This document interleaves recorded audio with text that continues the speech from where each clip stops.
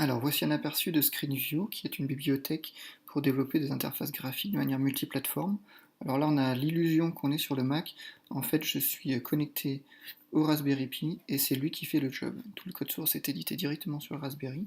Et si je lance la compilation, on a l'illusion que ça se passe sur le Mac, mais en fait, si je bascule sur le Raspberry, on va voir que l'usage CPU augmente au niveau de la compilation. Voilà, c'est pas hyper flagrant, mais c'est bien lui qui bosse.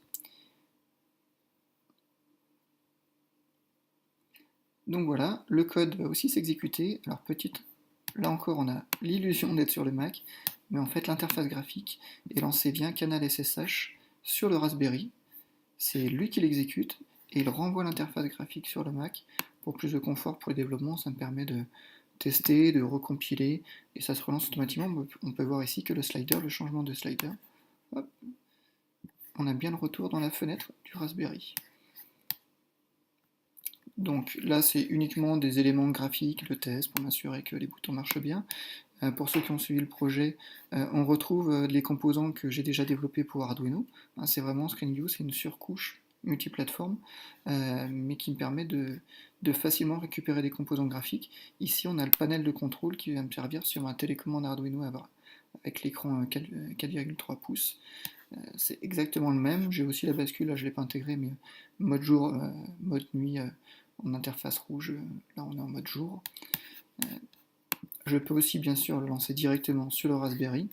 C'est moins pratique, il faut le lancer à chaque fois. Il faut les soit chercher en répertoire. Là je vais aller un peu plus vite. Tac, on va se mettre dans le répertoire de build. Je lance l'interface NF not full screen. Voilà, et je me retrouve avec exactement la même chose. Et pour cause, c'est plus fluide sur l'interface en VNC. Je peux aussi le lancer, quand même à terme ce sera prévu, pour un mode full screen, pour piloter, pour prendre le contrôle de la caméra du Raspberry qui va servir pour le viseur polaire numérique. Donc pour l'instant, comme je disais, c'est que des éléments graphiques de test, mais à terme, ce sera toute l'interface graphique qui sera directement en full screen. On ne verra même pas la partie Linux, ça se lancera directement. On se connectera en VNC, on prendra le contrôle avec la tablette, le PC ou n'importe quel VNC, n'importe quel client VNC. Voilà.